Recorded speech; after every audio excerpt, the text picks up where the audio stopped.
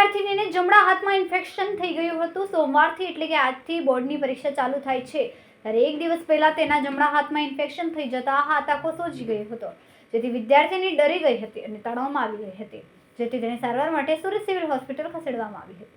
સુરતના કામરેજમાં ધોરણ 10ની વિદ્યાર્થીનીને જમણા હાથમાં ઇન્ફેક્શન થયું હતું. સોમવારથી એટલે કે આજની બોર્ડની પરીક્ષા ચાલુ થાય છે ત્યારે એક દિવસ પહેલા તેના જમણા હાથમાં ઇન્ફેક્શન થઈ જતા હાથ આખો સોજી ગયો હતો, જેમાં વિદ્યાર્થીની ડરી ગઈ હતી અને તણાવમાં આવી ગઈ હતી, જેથી તે સારવાર માટે સુરત સિવિલ હોસ્પિટલ ખાતે આવી હતી.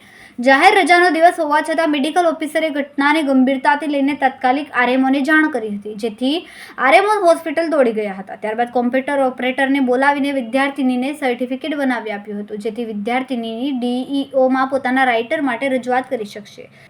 વિદ્યાર્થીનીના ભવિષ્યનો પ્રશ્ન હોવાથી હોસ્પિટલમાં આદેશ અને સૂચના આપી છે કે કોઈપણ વિદ્યાર્થી આવે તો તેને પ્રાથમિકતા આપવાની સાથે આરએમઓને જાણ કરવી. શનિવારે અડધો દિવસ હોસ્પિટલ ચાલુ હોય છે, તેમ છતાં રાત્રે આવેલી વિદ્યાર્થીને પ્રાથમિકતા આપીને તેને સર્ટિફિકેટ બનાવી આપવામાં આવ્યું હતું. આ સાથે જ રવિવારે પણ રજાના દિવસે સર્ટિફિકેટ બનાવી આપ્યું હતું. કેમેરામેન સેનિલ વિરાણી સાથે વિશાલ છેઠા, માનવ પ્રભા ન્યૂઝ. અમારા વિડીયોની નવી અપડેટ મેળવવા માટે સબસ્ક્રાઇબ કરો માનવ પ્રભા ન્યૂઝ ચેનલને. બેલ આઇકન ક્લિક કરો લેટેસ્ટ વિડીયો સૌથી પહેલા મેળવવા માટે.